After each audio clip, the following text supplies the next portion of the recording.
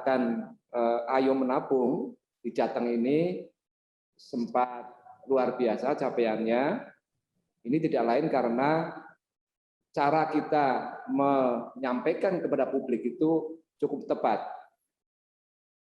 Kita sempat bingung nih Pak waktu itu karena di tengah pandemi, ini Oktober kan tengah pandemi yang tahun lalu Pak. Itu bagaimana kita dorong orang untuk menabung, susahnya pasti luar biasa susahnya. Tetapi kita balik Pak, kita balik. Programnya ini adalah bagaimana melakukan kegiatan sosial untuk masyarakat atau pelajar yang ekonominya terdampak pandemi COVID-19, tapi diberikan dalam bentuk tabungan. Sehingga pernah satu hari kita bisa mengumpulkan tabungan sebesar 11.000 rekening pelajar dengan nilai sekitar 10 miliar Pak. Nah, bahkan ini kemarin Pak di Salatiga, kita dalam satu hari bisa membuka tabungan di satu kabupaten, satu hari itu sampai 3.000 rekening dengan nilai sekitar 1,7 miliar.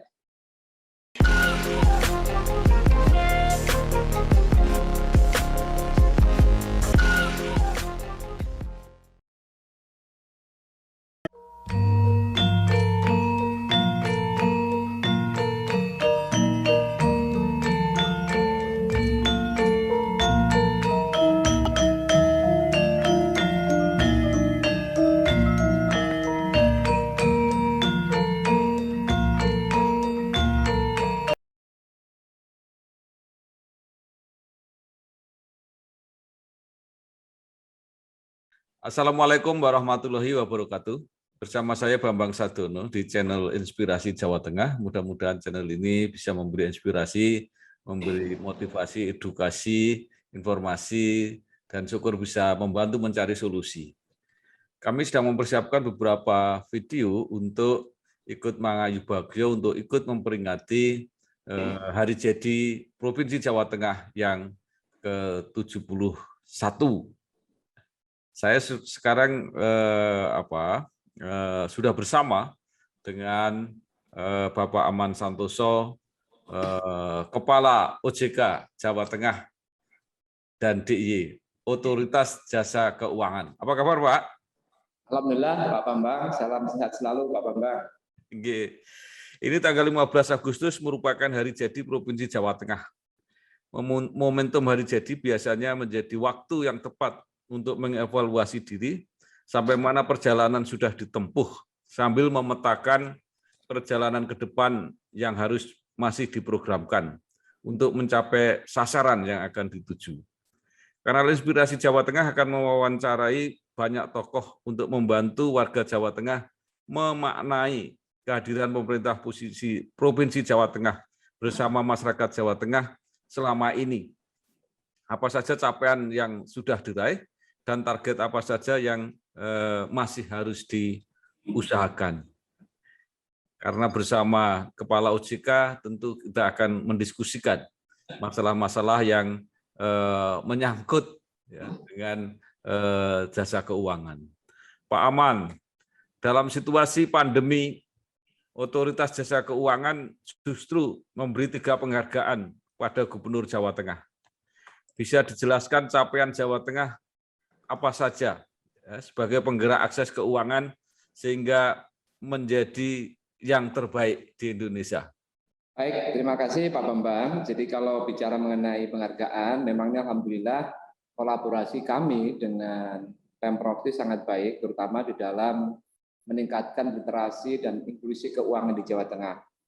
Sehingga sebelum pandemi, bahkan di masa pandemi saat ini pun Pemprov Jawa Tengah ini sempat mendapatkan beberapa penghargaan.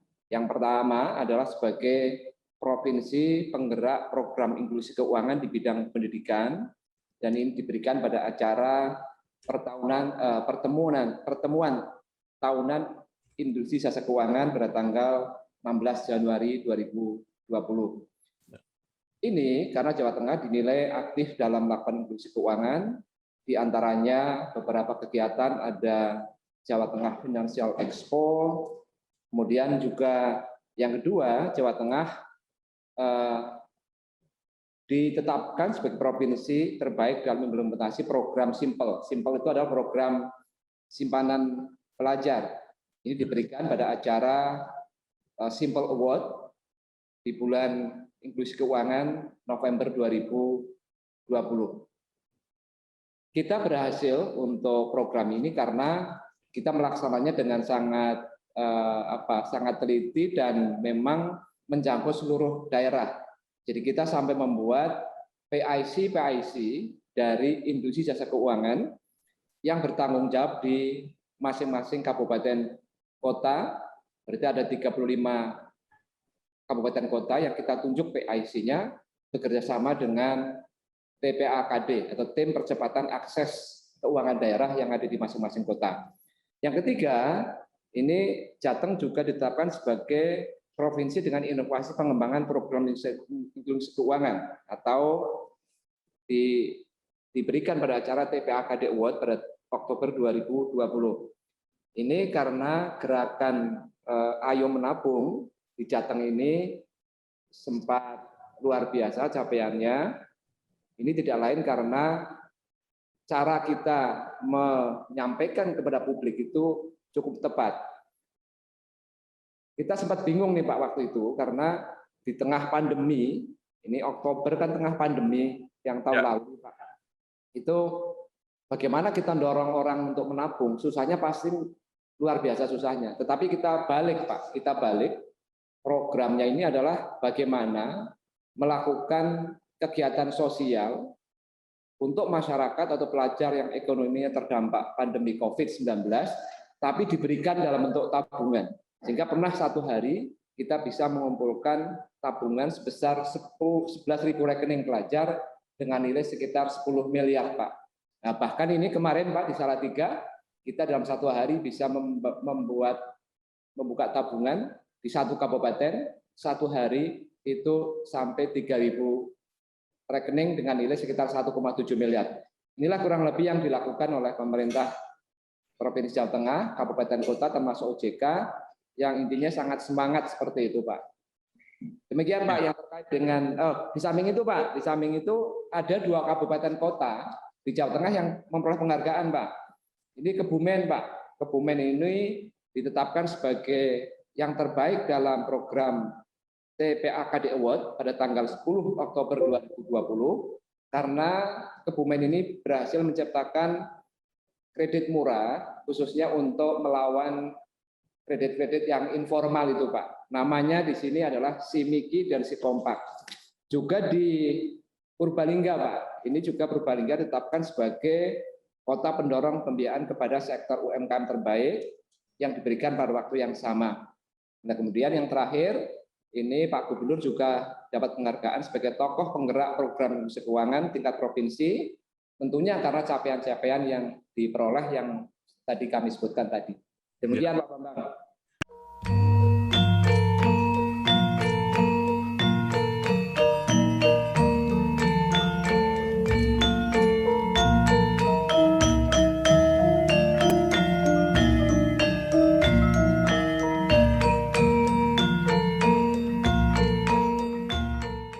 Baik, Pak Aman Santoso, yang saya ingin mendapat penjelasan lebih lanjut.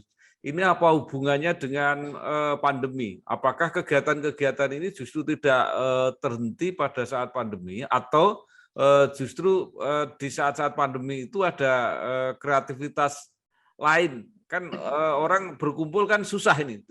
Bagaimana, Pak? Jadi kalau yang penghargaan tadi kan memang ada yang sebelum pandemi dan di saat pandemi.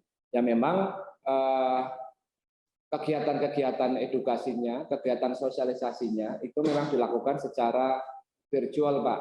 Hanya memang pada saat acara puncaknya itu memang dilakukan secara fisikal dengan protokol yang sangat ketat. Jadi hanya menghadirkan beberapa perwakilan, sementara peserta lainnya, pelajar lainnya yang puluhan ribu itu secara virtual seperti itu Pak. Seperti kemarin di Salatiga juga seperti itu Pak. Jadi kita hadir fisikal, tapi guru SD, guru SMP, dan murid-muridnya itu mengikuti secara virtual Pak.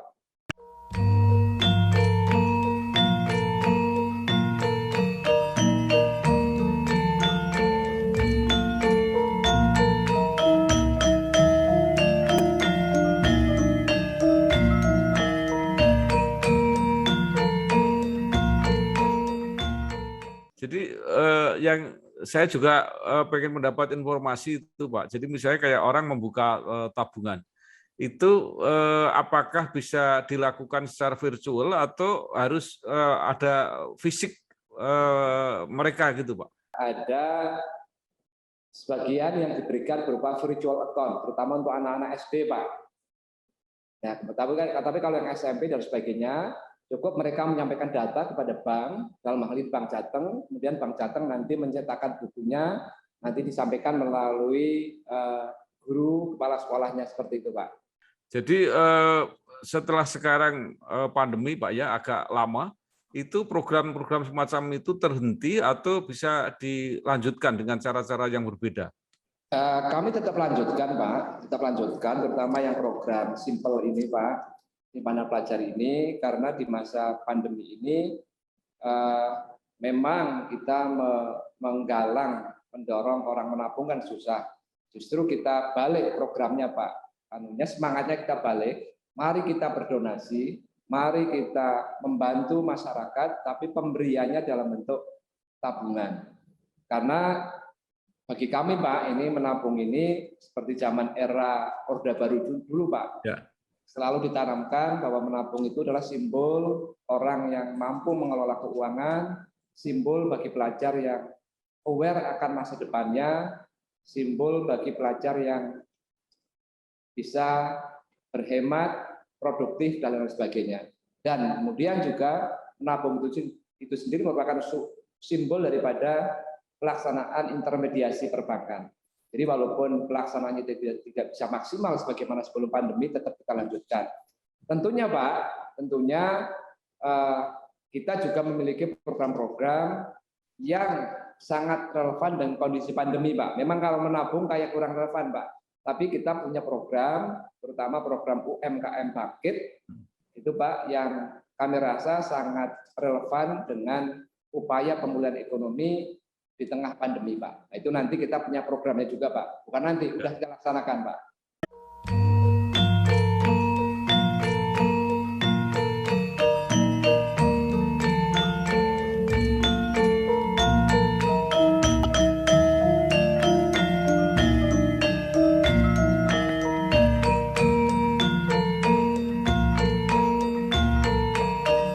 Ya, kalau tadi dikatakan ada program donasi tadi, Pak ya, itu yang mendonasi siapa, Pak? Pemerintah atau masyarakat?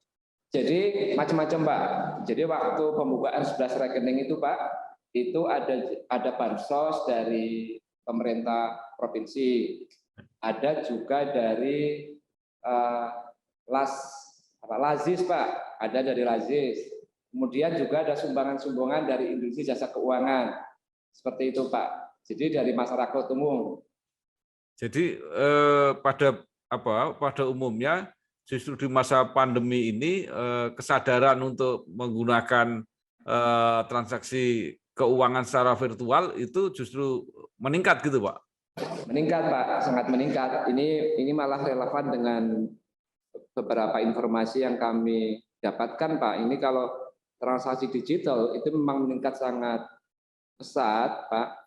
Contoh saja ini, misalnya transaksi cardless, Pak, yang tidak pakai kartu. Ini di perbankan di Jawa Tengah ini meningkat 15%.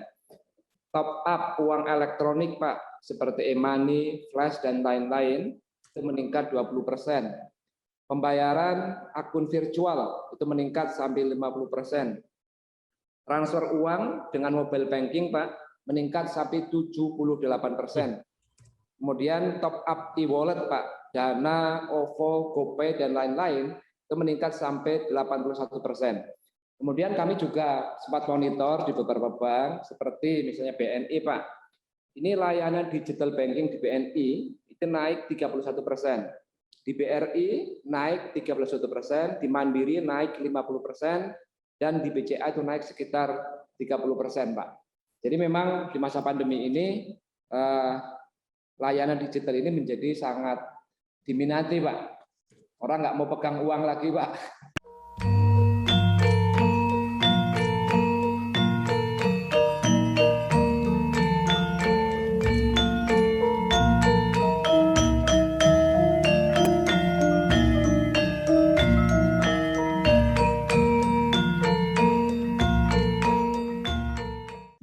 Ya, ya.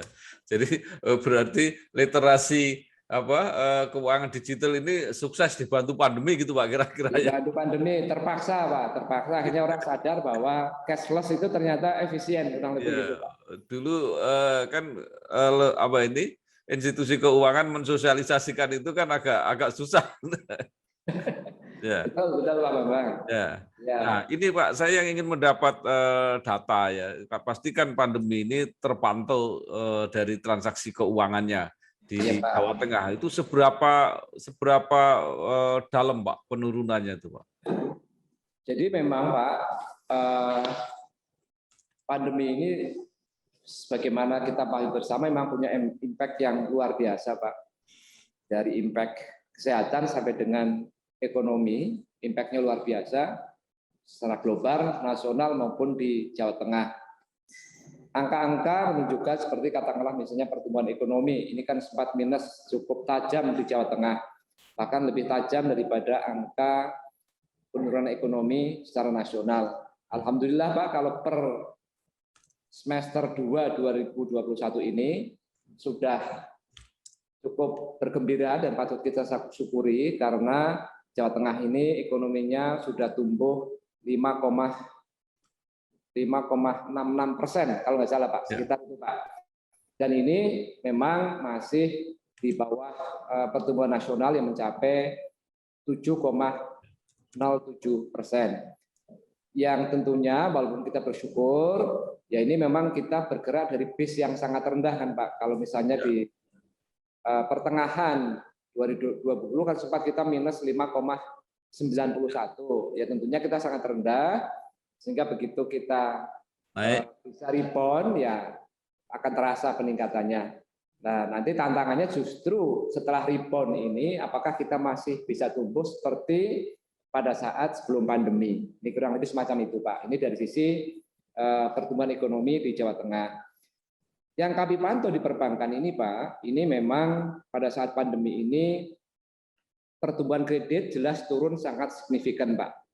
Sebelumnya kita tumbuhnya sekitar 7-8%, atau tepatnya kalau kita ambil posisi Desember 2019 itu tumbuhnya adalah 7,6%, tapi pada saat pandemi itu Pak di posisi Desember 2020 itu hanya tumbuh 2,01%. Nah saat ini Pak, alhamdulillah ini YoY-nya sudah bisa tumbuh sekitar 4,38%. Nah ini ternyata juga masih lebih baik secara nasional.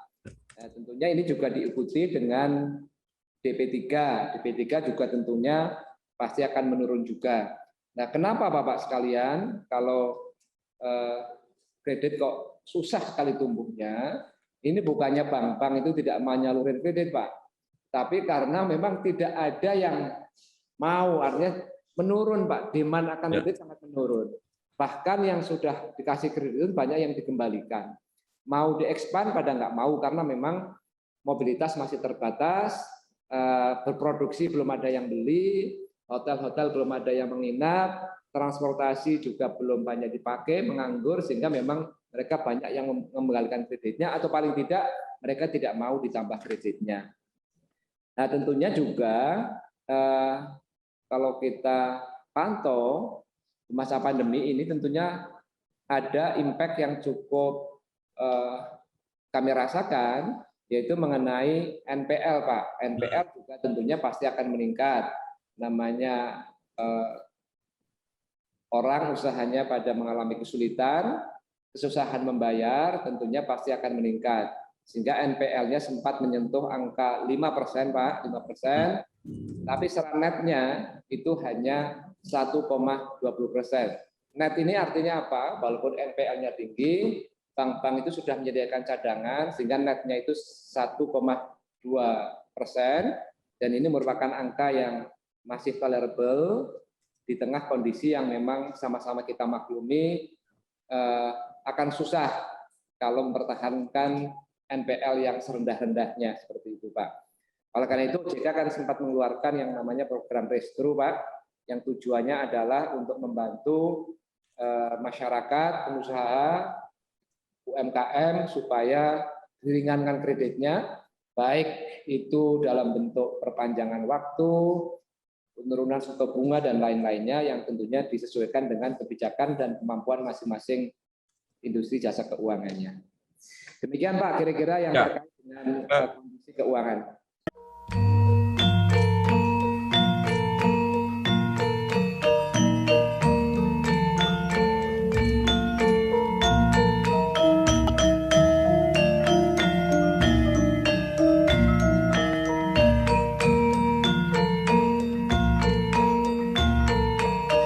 Jadi tadi apa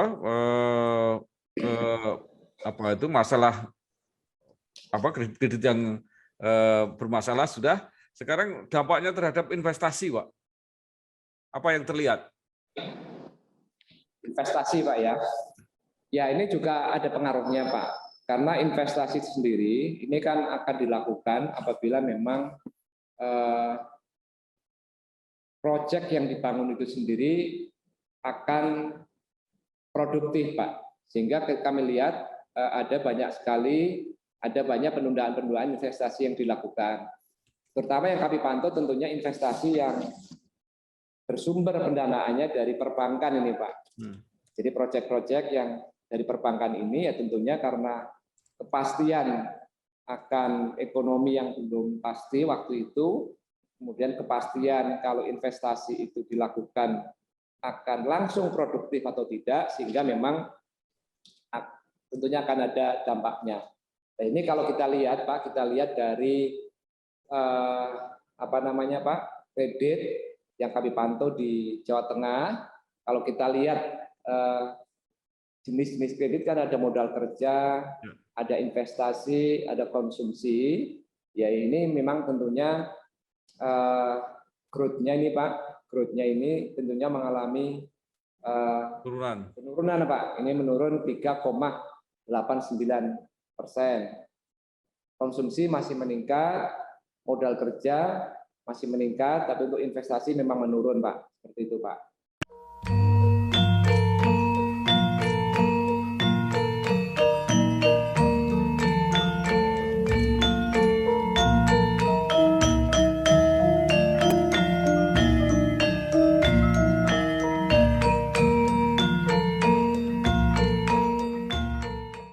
Baik Pak. Nah ini juga mungkin di dalam kesulitan di dalam masyarakat ini kan ada yang menawarkan pinjaman-pinjaman yang mudah itu Pak. Jadi pinjaman-pinjaman online itu kan banyak sekali. Nah ini terpantau apa enggak Pak? Sangat terpantau Pak, kami pantau. Artinya bukan hanya di level nasional, kami di level regional pun juga memantau. Jadi memang maraknya pinjaman online ini Pak, ini memang karena dia itu menawarkan kemudahan-kemudahan Pak, kemudahan-kemudahan, dan kemudian ini kan ditawarkan melalui website, internet, WA, dan sebagainya. Yang tentunya monitoringnya memang memerlukan tantangan tersendiri. Nah, oleh karena itu, kami menghimbau kepada masyarakat agar supaya gunakan saja pinjol-pinjol yang legal, Pak. Artinya pinjol-pinjol yang sudah berizin dan sudah terdaftar di OJK. Jumlahnya ada 131, Pak. Nah, bagaimana dengan yang ilegal ini, Pak? Nah, ini dari saat mulainya ada pinjol sekitar 3 tahun belakangan ini, Pak, OJK sudah menutup sekitar 3.000, Pak.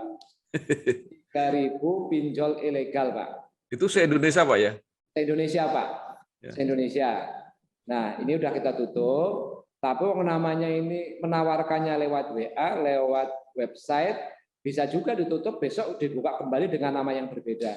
Ya. Dan kita tidak tahu siapa yang mendirikan, siapa yang punya alamatnya di mana, nggak tahu, namanya ilegal, Pak, seperti itu. Ya. Tetapi begitu yang legal, yang jumlahnya 131 ini jelas orangnya yang punya siapa, alamatnya di mana, sehingga kalau mereka melakukan tindakan-tindakan yang kelewat batas, yang tidak sesuai dengan norma-norma, ini tugasnya OJK untuk memberikan sanksi dari yang ringan, peringatan, sampai dengan dicabutin izin usahanya. Kalau di Jawa Tengah sendiri, Pak, yang lapor secara resmi itu hanya 5, Pak, di tahun 2021 ini, Pak. Ya. Biasanya kalau yang menggunakan yang ilegal, Pak, itu lapornya nggak OJK, Pak, nggak ke OJK, Pak. Kalau ke OJK akan kita tanya, Bapak, Ibu, pinjamnya di mana, gitu kan? Pinjamnya ke berapa tempat, nah, kira-kira itu, Pak. Walaupun mereka pinjam di pinjaman yang ilegal pun, Pak, kita tetap tangani dalam pengertian kita kasih edukasi, kita berikan opsi-opsi solusi, Bapak harus kemana dan sebagainya gitu, Pak. Jadi mentang-mentang ilegal kita nggak ngelayanin, nggak begitu, Pak. Kita tetap membuka layanan konsultasi, pengaduan, bahkan di kami, Pak, ini mungkin salah satu atau sedikit di antara KRKO yang membuka layanan pengaduan konsultasi bagi masyarakat, karena sebetulnya sudah ada di level nasional, tapi kami berinisiasi untuk membuka di level Jawa Tengah, seperti itu, Pak.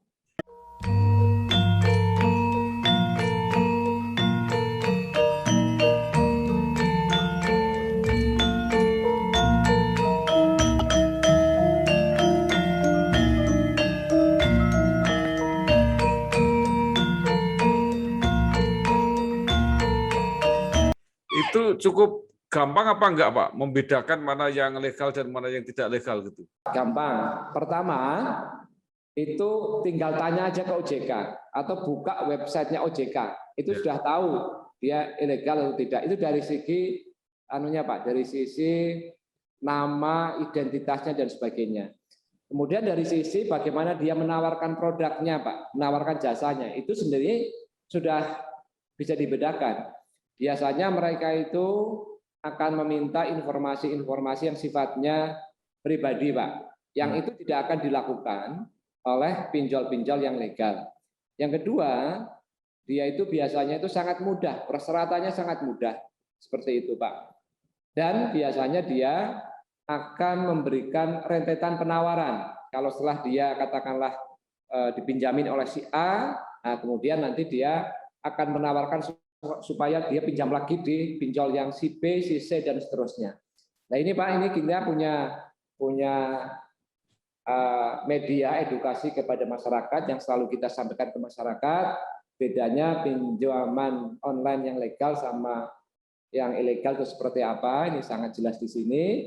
Tetapi paling gampang masyarakat sebenarnya adalah tinggal tanya ke OJK atau buka websitenya OJK, dia itu legal atau ilegal, seperti itu, Pak. Nah, di samping itu yang sangat penting diedukasi kepada masyarakat adalah ya kalau tidak butuh-butuh amat, nggak usah pinjam. Kalaupun pinjam itu harus diukur dengan kemampuan masing-masing, karena prinsipnya pinjam ini kan memang harus dibayar kembali. Sebetulnya ini sama, Pak, dengan sektor-sektor pinjam-meminjam yang informal, Pak. Ya. Bahasa Jawanya itu rentenir itu, Pak.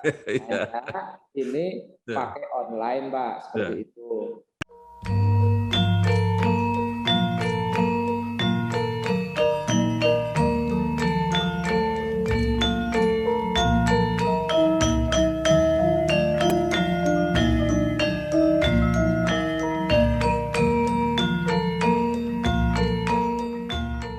Itu kan prosedurnya mudah, cepat, Pak, gampang, cepat. Apakah imbalannya itu bunganya tinggi gitu, Pak? Tinggi, Pak, tinggi. Nah, tetapi kalau yang legal, Pak, itu ada batasnya, Pak. Batasnya adalah 0,8% per bulan. 0,8% sebulan maksimal. Itu kan hampir sama dengan bank-bank konvensional, Pak, kalau gitu, Pak. Sorry, Pak, per hari, Pak. Nah, makanya kalau bulan kan murah itu. Per hari, Pak, ini per hari. Ya. Ya, namanya gampang, Pak, gampang ya, gampang. Syaratnya mudah, ini 0,8. Tetapi, Pak, ini kemarin minggu lalu, Pak, kita mengadakan FGD dengan wartawan, juga dengan beberapa pengusaha informal seperti tukang mie, bakso dan sebagainya. Mereka membuat perbandingan antara pinjam di pinjol yang legal, Pak, dengan non sewu dengan rentenir, Pak. Ya. Kalau mereka itu masih murahan pinjol yang legal, Pak, menurut mereka, Pak. Oh, pinjol tapi yang legal ya Pak. Pinjol yang legal, Pak, Ya. 0,8 itu masih murah. Ya. Karena hitungan mereka simpel, Pak. Ya. Mereka pinjam misalnya 500.000 sehari, itu kan Pak. Kemudian dia omsetnya nanti 1 juta misalnya seperti itu, ya. Itu dia dengan membayar bunga 0,8% satu hari sudah sangat nutup, Pak. Ya. Nah, kurang lebih semacam itu, Pak. Cara hitung-hitungan mereka, Pak. Seperti itu. Ya.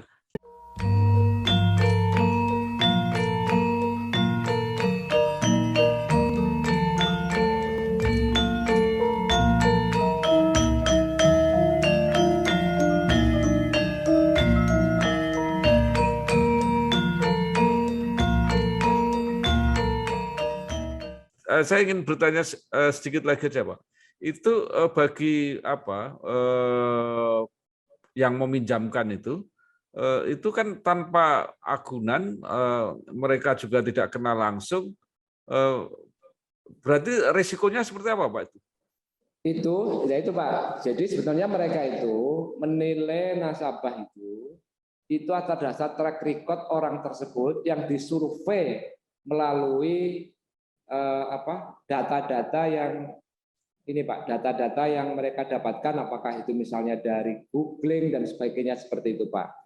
Nah, tentunya risikonya ini memang cukup tinggi Pak, karena risikonya cukup tinggi. Itulah maka dia akan mengenakan bunga yang tinggi tadi Pak, karena pasti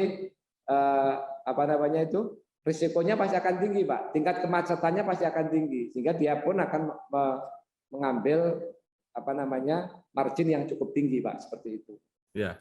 Nah, memang untuk ke depan ini sedang kita pikirkan ada yang namanya credit scoring seperti itu Pak, di mana data setiap individu masyarakat Indonesia itu bisa diidentifikasikan Pak melalui big data dan sebagainya, sehingga akan memudahkan bagi pinjol-pinjol untuk menilai karakter nasabah apakah dia termasuk yang taat bayar atau tidak. Tetapi ini kan dimitigasi dengan ini Pak, walaupun risiko tinggi dimitigasi dengan jumlah pinjaman yang tidak akan besar tadi Pak. Nah, sekarang ini Pak, tadi kan udah ada tren bahwa ekonomi sudah mulai tumbuh. Nah, kalau dilihat dari transaksi keuangan, itu kira-kira seperti apa Pak? Sampai kapan ini situasi sulit seperti sekarang ini? Jadi ini kita sekarang barangkali sepakat bahwa yang nomor satu adalah memulihkan kesehatan masyarakat dulu Pak. Artinya mengatasi pandemi dari konteks kesehatannya dulu kan Pak. Dan ini saya kira baik kebijakan pemerintah pusat maupun daerah itu sama. Yuk mari kita pulihkan dulu kesehatannya dengan melakukan pembatasan mobilitas PPKM.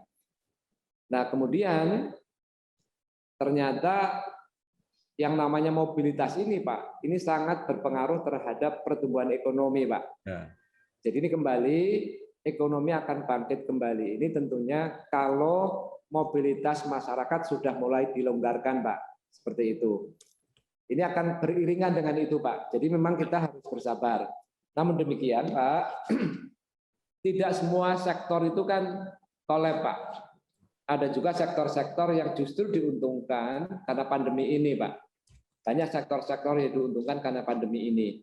Yang kedua kalinya, Pak, sekarang ini banyak sekali pengusaha-pengusaha, termasuk UMKM, Pak, yang kita dorong agar melakukan inovasi-inovasi, baik di bidang produksi, di bidang pemasaran, terutama pemasaran yang digital menggunakan marketplace ini, Pak.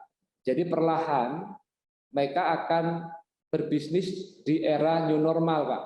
Yang tadinya hanya mengenal jualan di pinggir jalan, di pasar tradisional, sekarang mereka shifting, Pak, kepada jualan-jualan yang dulu hanya dilakukan oleh anak-anak muda melalui online, Pak. Nah, ini sudah shifting ke sana. Bahkan kami OJK pun ikut-ikutan untuk masuk ke sana, Pak. Karena kami menyadari kalau UMKM ini sampai tidak bisa bangkit, ini dampaknya luar biasa bagi industri jasa keuangan juga, Pak. Di Jawa Tengah ini, Pak, UMKM itu ada sekitar 4,5 juta, Pak. Penyerapan tenaga kerjanya itu rata-rata 2-3 orang. Jadi secara total di Jawa Tengah ini bisa menyerap tenaga kerja sekitar 12-an juta. Yang ini merupakan lebih dari sepertiga penduduk Jawa Tengah nih Pak.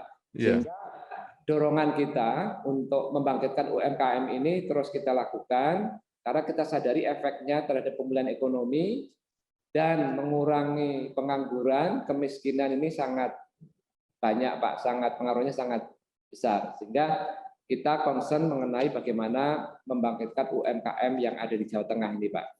Kami optimis Pak, ini dengan kita masih istilahnya on off PPKM-nya Pak ya, kita sempat longgar kemarin, kemudian sekarang ini dibatasi lagi, tapi toh alhamdulillah kita masih bisa tumbuh 5,66% karena walaupun mobilitas dibatasi, tetapi masyarakat sudah mulai terbiasa berproduksi, berbisnis dengan cara-cara yang new normal tadi Pak.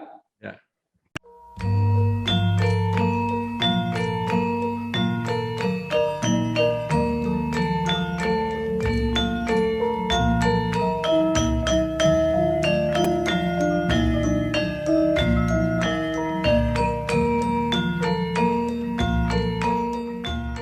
Terakhir, ini di dalam rangka hari jadi yang ke-71 Provinsi Jawa Tengah ini, mungkin Bapak masih ada saran juga termasuk kepada pemerintah maupun kepada masyarakat, apa yang sebaiknya, sebijak-bijaknya mereka laksanakan untuk bertahan, tetapi juga sambil mempersiapkan diri untuk normalisasi kebangkitan ekonomi itu, Pak.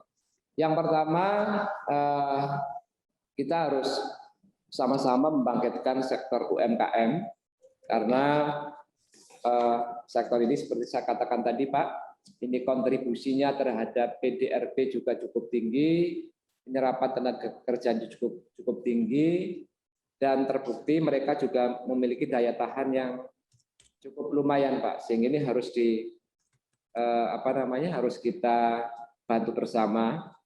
Di antaranya Pak adalah kita itu mendorong agar dilakukan pembinaan terhadap sektor UMKM ini, dan ini terus kita lakukan bersama dengan Dinas Koperasi Pak Provinsi Jawa Tengah. Kami juga ada Bank Indonesia, kita lakukan pembinaan terhadap sektor ini baik dari sisi produksi, packaging maupun pemasarannya.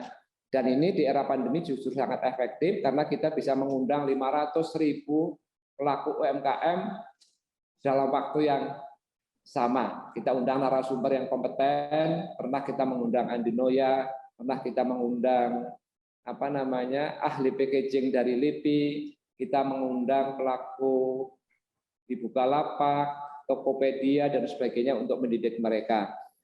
Jadi yang kedua kalinya ini kami meminta kepada pemerintah Provinsi Jateng untuk tidak segan-segan untuk berkoordinasi dengan OJK, terutama dalam konteks melakukan business matching Pak antara pelaku usaha UMKM ini dengan perbankan yang notabene adalah di bawah pengawasan OJK, sehingga bisa mempertemukan sektor-sektor yang masih berproduksi, masih tumbuh, tapi mengalami kesulitan pendanaan, sehingga bisa dibantu oleh bank-bank. Yang kedua, Pak, ini tentunya pemerintah perlu memberikan stimulus kepada sektor industri, karena sektor industri ini memiliki share terbesar dalam struktur PDRB Jawa Tengah yang mencapai 34%, 34,47%. Namun ini tumbuhnya kurang dari 2,94%. Saya yakin dengan Gubernur Pak Ganjar ini sudah banyak melakukan stimulus terhadap sektor industri ini, dan ini barangkali yang perlu tetap dilanjutkan. Nah, kemudian juga barangkali realisasi anggaran belanja pemerintah ini juga perlu digenjot Pak, supaya bisa mendorong konsumsi, mendorong produksi, sehingga secara bertahap ekonomi bisa dibangkitkan kembali. Kemudian untuk masyarakat Pak Bambang, kalau boleh kami menitip pesan kepada masyarakat, pertama, tentunya terutama masyarakat yang berbisnis ini Pak ya, UMKM, ini perlu melakukan inovasi-inovasi di bidang produksi, di bidang pemasaran dan lain-lainnya supaya masih bisa bergerak di era pandemi ini yang memerlukan requirement yang berbeda. Kalau dulu kita jualan di pinggir jalan, jualan di pasar tradisional, kita bisa menjual tanpa packaging yang rapi, yang penting rasanya enak, orang akan mau beli. Tapi begitu dijual marketplace, di packagingnya harus bagus, harus ada label halalnya, kemudian harus higienis dan sebagainya. Nah, kemudian juga harus melek teknologi supaya bisa berjualan di marketplace, ada Bukalapak, ada Tokopedia dan sebagainya.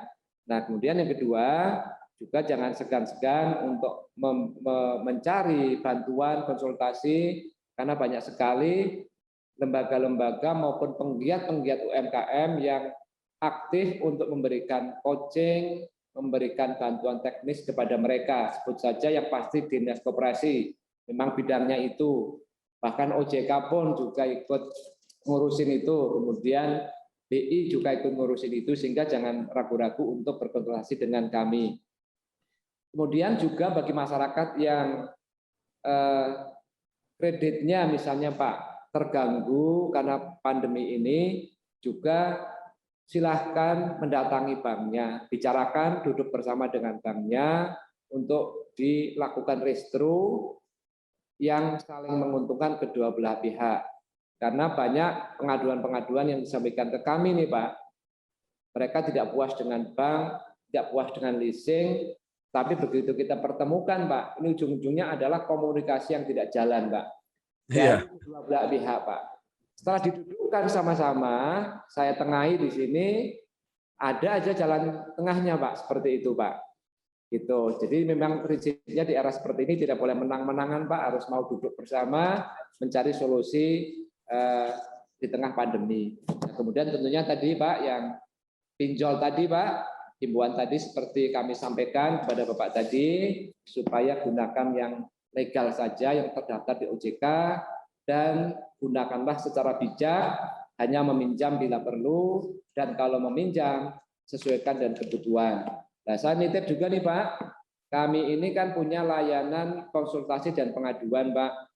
Jadi silahkan bagi masyarakat yang ingin tanya-tanya, ingin konsultasi, atau ada pengaduan mengenai layanan industri jasa keuangan, itu bisa menghubungi kontak OJK 157. Namanya kontak OJK 157.